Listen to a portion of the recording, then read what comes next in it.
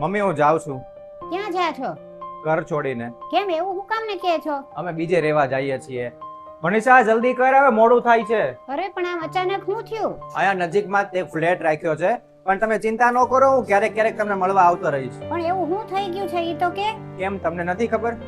લે કેમ હજી અત્યાર સુધી ઉતી છું? જમવાનું બની ગયું? મમ્મી આજે તબિયત નથી સારી તો તમે જ બનાવી નાખો ને. આવું તો બધું હાઈલા જ રાખે, ખોટા નાટક ન કર. હાલ જલ્દી, મને ભૂખ લાગી છે. હા મમ્મી હું આવું 5 મિનિટમાં. નાટક બંધ કર, હાલ જલ્દી. 5 મિનિટ વાળી.